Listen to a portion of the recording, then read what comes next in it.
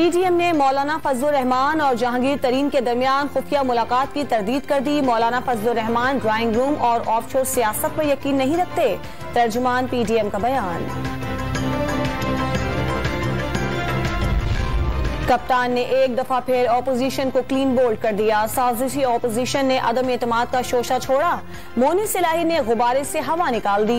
इत्तेहादियों ने वाजे कर दिया वो हुकूमत के साथ खड़े हैं, तर्जुमान पंजाब हुकूमत का बयान।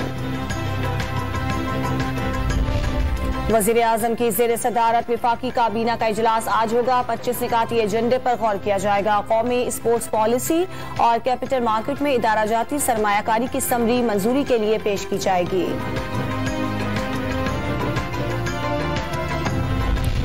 मुल्क भर में कोरोना वायरस 24 घंटों के दौरान 2597 नए मरीज सामने आ गए।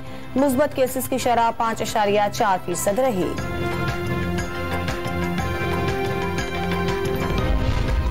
कोरोना की कम शरह वाले शहरों में कल से पाबंदियां खत्म करने का फैसला। मुसलसल 3 दिन तक 10% से कम शरह वाले इलाकों पर पाबंदियां खत्म कर दी जाएंगी।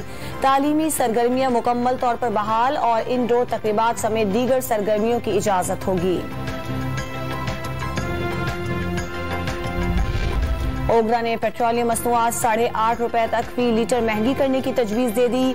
ओगरा ने पेट्रोलियम मसनूआत की कीमतों में इजाफे की समरी अरसाल कर दी। कीमतों से मुताल्लिक हतमी फैसला वजीर आजम करेंगे।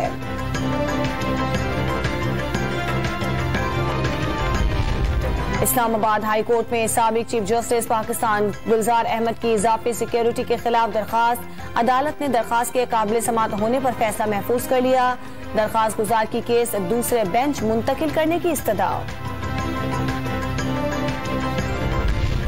पीएसएल में इस्लामाबाद यूनाइटेड ने कराची किंग्स को सनसनीखेज मुकाबले के बाद 1 रन से शिकस्त दे दी। लाहौर के कज़ाफ़े स्टेडियम में आज से 100% तमाशाइयों को दाखिले की इजाजत। शायकीन की सहूलत के लिए शटल सर्विस चलाई जाएगी।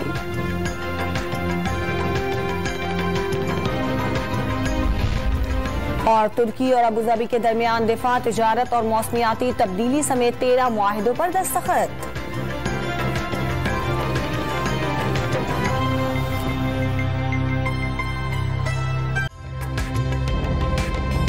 ताज़ा तरीन वीडियोस के लिए हमारा YouTube चैनल सब्सक्राइब करके बेल आइकन प्रेस करिए ताकि आपको मिले हर अपडेट सबसे पहले।